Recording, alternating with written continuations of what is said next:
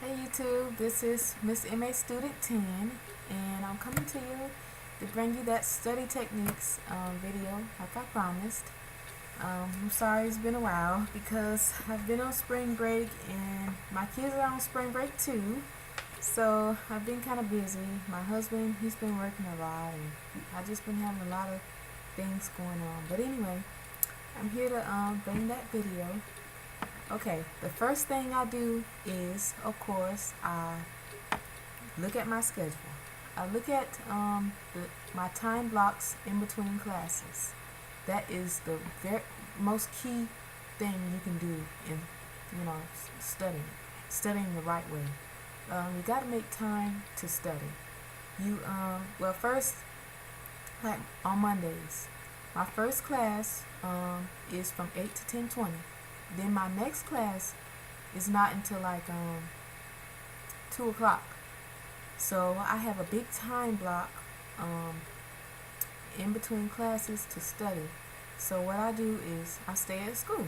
I don't come home because my husband is home and none of my kids are home during that time. But I have other distractions like the internet, like phone, calling people or just going to sleep because I get tired. But anyway, I just stay at school and I go to the library. Library is a great place to study. I plan to stay there for about maybe an hour until I get hungry because that's right around lunchtime. Yeah, after an hour passed, that's right around lunchtime. So I'll just go home after that. But anyway, I think an hour is really good investment time in whatever class I choose to study in. And I also, like for spring break, I made up a list to study. Like you can do this. You don't have to be on spring break. You don't have to be on spring break to do this, but you can make up a study plan. As you can see, I made it up for spring break. It has all my classes: MAS 108, MAS 103, and MAS 110. Okay, and as you can see, I'm already marking stuff out because it's key that I stay on schedule. I'm just that type of person. I like to, stay on track. I'm really not a procrastinator. I like to get things done and out the way because I hate I have kids and I have to help them with their homework and their projects and all that stuff. So I don't really have time to procrastinate. Anyway, another thing I do is I mark down all my test dates in my calendar. Flip to April. I don't have any tests because my teacher has not given me any test dates. Like, she just said we might have a test when we come back next week, which I don't like because, like I said, I don't procrastinate. But she don't give me a schedule, so what can I do? So I just been studying on my own, and that's what I write it down in my calendar and stuff. I think I have like one thing, but it's not related to school. So that's a good idea, and I love this calendar. Got it from Dollar General for $1. It has a little pocket you can put your stuff in. And it comes with stickers and stuff. Anything that's cheap, I love it. But anyway, that's another way to keep track of your studying time is you got to know when you're having your tests. You can't study a 20-page chapter the day before you have a test. That's just not gonna help you much. You got to start way ahead. You got to start on the weekend. If you know your test is gonna be on Tuesday, you got to start that Friday studying for like 20 page, or sometimes it's 2 chapters and it may be 40 pages, it may be 100 pages, but you can't do that the day before the test. It's just no way your brain is going to hold that much information. And me, I'm a stickler on tests. I like to score at least 80 or above. I really like 90, but I'm trying to be realistic because I have a family. So I just like to get in there. I don't like to procrastinate. I like to just start studying. And the first thing that I do when I sit down to study is I start on a workbook. If my book comes with a workbook, I start on that first, just to get a feel of how the chapter, what it's going to talk about, how the chapter is going to be. I may look over vocabulary words if I have time, just so it won't be foreign to me, because sometimes you can read the chapter and they have the vocabulary words highlighted, but they really don't explain what the definition really is. You have to look in the glossary, and sometimes if you've already looked at that stuff, you can just keep on reading past through, and it makes just studying a little bit faster. Another thing you can do, another thing I do is when I get to reading my textbook, I summarize. And how I first summarize is I read the text, and as I'm reading, I highlight key points that I think might be on the test. Like, I get used to my teacher's test questions, and I get used to what she'll ask and what she won't ask. Sometimes it's hard to do, but so I end up highlighting a lot of things, but it's worth it. Even if like she don't ask you certain things, it's worth just knowing almost everything in that chapter. It's worth it, because you'll be over prepared. It's better to be over prepared than unprepared. Sometimes if I have a lot of time, like spring break, I'll make index cards, and I'll ask myself some questions, like some stuff that I know I can't really remember detail. I'll ask it, and then I'll write the question. I'll write the answer on the back. And that's how I test myself. I read the question and try to answer it, and flip the card over, see if I got it right. Stuff like that.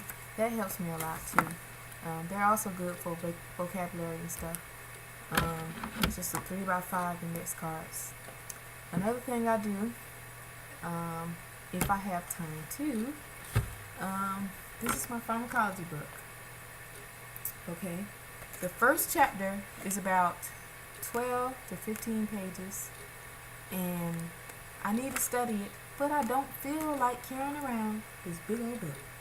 So, of course, I read it, I highlight what's important to me, what I can't remember, and then I type it up.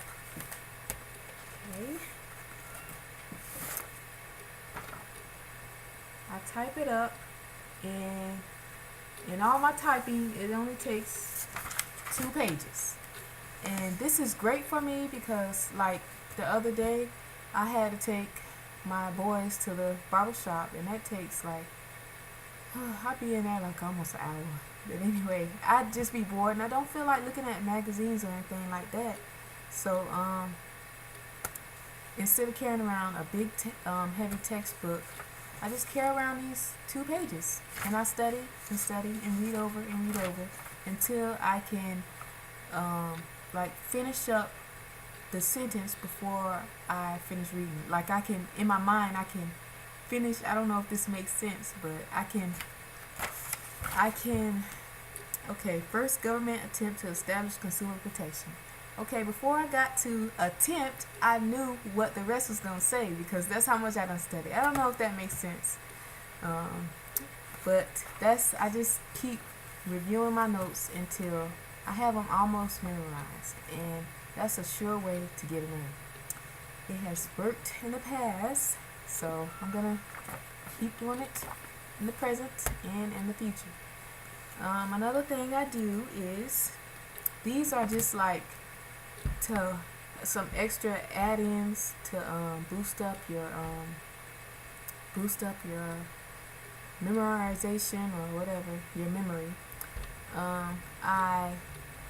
This is what I did last quarter.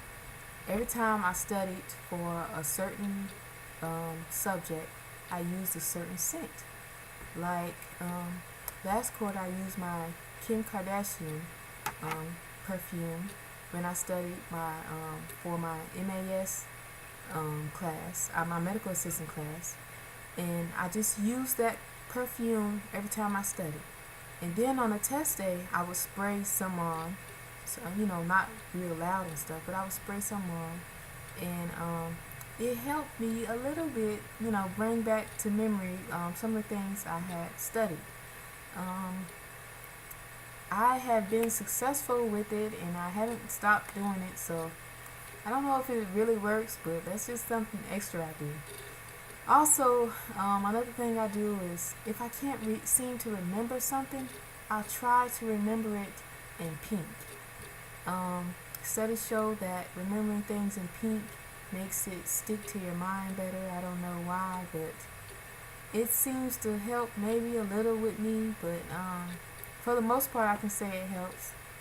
And plus, pink is my favorite color, so I don't, I'm not hating on that. So that's what I try to do. Let me see other things. That's about it. The most important thing I would stress is make time. Please make time. You can't just say, I'll study later. You have to make a time. You got to say, I'm going to study at 6 o'clock p.m. after my Dr. Phil show. Right when it goes off, right when the credits start rolling, I'm going to pick up my book and I'm going to open it and I'm going to study. You have to make time, like really make time. You can't just say, I'll study tomorrow.